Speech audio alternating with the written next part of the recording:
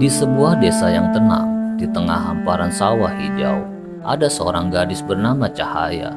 Siapa sangka, di balik senyum manisnya yang sering menyapa tetangga setiap pagi, tersembunyi kisah yang jauh dari bayangan masyarakat desa.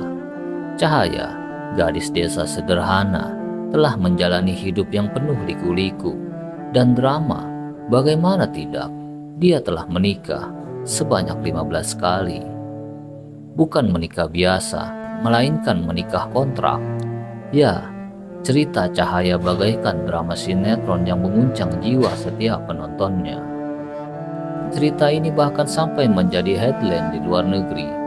Wajah Cahaya menghiasi berbagai media internasional, membuat orang di belahan dunia lain terkejut, kagum, sekaligus prihatin. Cahaya yang tak pernah menyangka hidupnya akan menjadi sorotan global. Dia hanya ingin bertahan hidup, membiayai kakek neneknya yang setengah sakit, serta membayar sewa rumah yang mulai menumpuk seperti benang kusut yang tak kunjung terurai. Cahaya pertama kali terlibat dalam kawin kontrak ketika dia berusia 17 tahun, usia yang seharusnya dipenuhi impian besar tentang masa depan. Tetapi hidupnya berubah drastis. Dia menikah tidak dengan cinta, melainkan dengan uang sebagai maharnya. Setiap kali setelah pernikahan selesai, para suaminya, kebanyakan pria Timur Tengah, pergi meninggalkannya. Bercerai dengan cara yang sama, cepatnya mereka datang.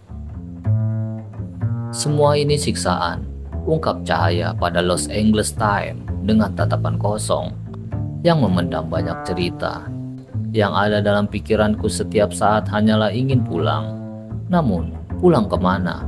Apakah pulang ke masa lalu, ketika hidupnya masih penuh harapan, atau pulang ke rumah di mana dia harus kembali menyembunyikan kenyataan dari orang-orang yang dia cintai? Teman-teman dan keluarganya tak pernah tahu rahasia besar ini. Kepada mereka, Cahaya mengaku bekerja sebagai pembantu rumah tangga. Bahkan pacarnya, yang mungkin berpikir bahwa mereka akan menjalani kisah cinta layaknya di film-film romantis, tak pernah tahu kehidupan ganda yang dijalani Cahaya.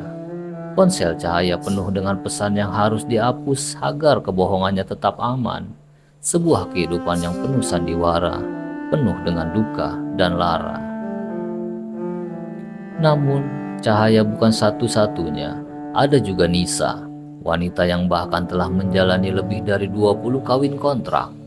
Nisa sempat berpikir hidupnya akan terus berputar dalam lingkaran ini, sampai akhirnya dia menikah dengan seorang petugas imigrasi Indonesia. Kini Nisa telah bertransformasi menjadi ibu dari 2 anak yang lucu-lucu, dan dia bersumpah tidak akan pernah kembali ke kehidupan lamanya.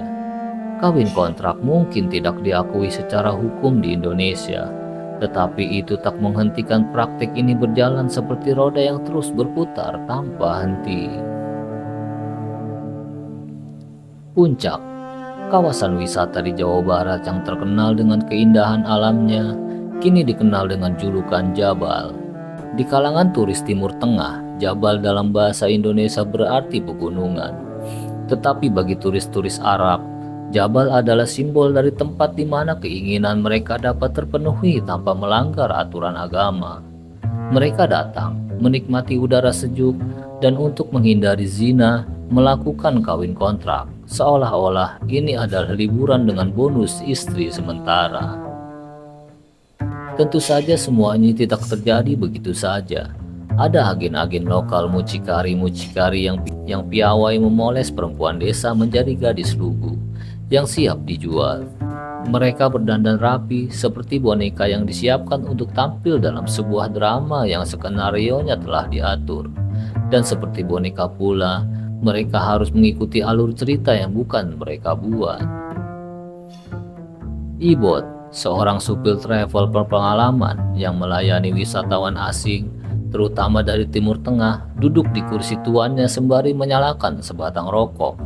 Wajahnya terlihat lelah, tapi bukan lelah fisik, melainkan kelelahan batin dari pengalaman bertahun-tahun bekerja di Puncak, Jawa Barat.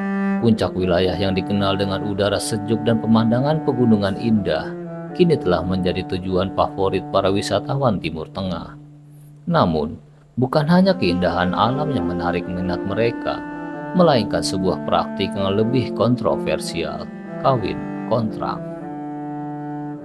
Sepanjang tahun, selalu saja ada turis Arab yang datang ke puncak, ujar Ibot sembari menghembuskan asap rokoknya.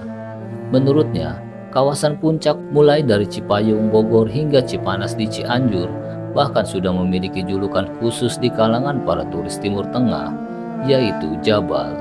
Dalam bahasa Indonesia, Jabal berarti pegunungan, tetapi bagi mereka, Jabal sudah menjadi lebih dari sekedar nama geografis. Itu adalah simbol dari kebebasan sementara, tempat di mana keinginan mereka dapat dipenuhi tanpa melanggar aturan agama. Turis-turis itu seringkali menghubungi kami, supir travel, sebelum mereka tiba di Indonesia. Biasanya mereka sudah tahu apa yang ingin mereka dapatkan selama liburan. Bukan hanya soal tempat wisata, tetapi juga soal hiburan yang lain. Lanjut Ibot dengan nada yang lebih rendah. Hiburan yang dimaksud tentu saja adalah kawin kontrak. Bagi mereka, kawin kontrak dianggap sebagai jalan keluar dari zina dalam pandangan agama mereka, karena pernikahan sementara ini secara teknis sah meskipun hanya berlangsung beberapa hari atau beberapa minggu.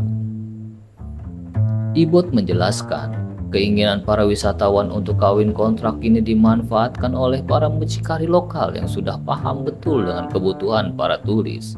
Mucikari ini tak hanya menyediakan wanita, tetapi juga telah menyiapkan sebuah paket lengkap, mulai dari upacara pernikahan singkat hingga fasilitas-fasilitas lain selama masa pernikahan. Ibot menuturkan bahwa kebanyakan wanita yang terlibat sebenarnya adalah perempuan malam. Seringkali berasal dari lokalisasi, namun mereka didandani dan dibentuk sedemikian rupa untuk tampak seperti gadis desa yang lugu dan polos. Demi meyakinkan turis bahwa perempuan yang mereka nikahi ini benar gadis desa yang belum berjamah, mereka bahkan mengatur penampilan dan perilaku perempuan tersebut, kata Ibot. Padahal sebagian besar dari mereka sudah berpengalaman dan biasa bekerja di dunia malam, khususnya di daerah puncak. Tentang bayaran, Ibot mengatakan bahwa para perempuan ini biasanya mendapatkan sekitar 50% dari nilai kontrak yang disepakati. Jika nilai kontraknya 30 juta, maka perempuan tersebut akan menerima 15 juta. Namun, pembayaran ini tidak diberikan sekaligus. Biasanya mereka hanya mendapatkan sekitar 5 juta di awal, dan sisanya diberikan setelah pernikahan kontrak selesai. Ini semacam jaminan agar si perempuan tidak kabur di tengah kontrak. Jelasnya, ini adalah bagian dari sistem yang dijalankan oleh para mucikari untuk memastikan semuanya berjalan lancar sesuai rencana mereka. Selama 1 dekade menjadi supir travel bagi wisatawan Timur Tengah, Ibot melihat sendiri bagaimana praktek ini berjalan tanpa banyak gangguan. Kawin kontrak di puncak seolah-olah sudah menjadi rahasia umum yang dibiarkan. Meskipun hukum Indonesia tidak mengakui pernikahan sementara seperti ini, namun itu semua berubah ketika polisi akhirnya berhasil membongkar salah satu sindikat yang terlibat dalam praktek ini. Pada suatu hari di bulan April 2024, Satreskrim Polres Cianjur melakukan penggerebekan dan berhasil menangkap 2 pelaku yang terlibat dalam tindakan pidana perdagangan orang. RN yang berusia 21 tahun dan LR yang sudah berusia 54 tahun dituduh telah memperdagangkan perempuan untuk kawin kontrak dengan pria-pria Timur Tengah di kawasan puncak. Pengungkapan ini bermula dari laporan saat korban yang merasa tertipu dan dipaksa masuk dalam jaringan kawin kontrak tersebut. Kasat Reskrim Polres Cianjur AKP Tono Listianto menjelaskan bahwa RN dan LR telah menjalankan praktek ini sejak tahun 2019. LR bertanggung jawab untuk mencari gadis yang akan dijual kepada pria Timur Tengah, sedangkan RN bertugas untuk merekrut perempuan yang akan dipekerjakan. Mereka bekerja sama dengan baik untuk memastikan jaringan ini tetap berjalan, ungkap Tono. Meski pengungkapan ini menjadi titik terang dalam penghentian perdagangan manusia dengan modus kawin kontrak di puncak, praktek ini sudah berakar begitu dalam Sejak saya mulai bekerja sebagai sopir pada tahun 2013 sampai sekarang, Jabal tetap menjadi sebuah favorit para turis Timur Tengah yang mencari fasilitas khusus, kata Ibot dengan nada getir. Meski sudah ada tindakan dari pihak berwenang, sulit untuk memutus sepenuhnya rantai bisnis ini. Praktik kawin kontrak yang mungkin tidak diakui secara hukum, tetapi dalam hal permintaan dan celah-celah dalam pengawasan, Jabal akan terus menjadi tempat di mana cinta sementara dijual dan harapan akan kehidupan yang lebih baik bagi perempuan-perempuan seperti Cahaya dan Isa akan terus tertunda. Ibot menyadari selama bertahun-tahun menjadi saksi dari bisnis malam ini, dia hanya bagian kecil dari mesin yang terus berputar tanpa henti.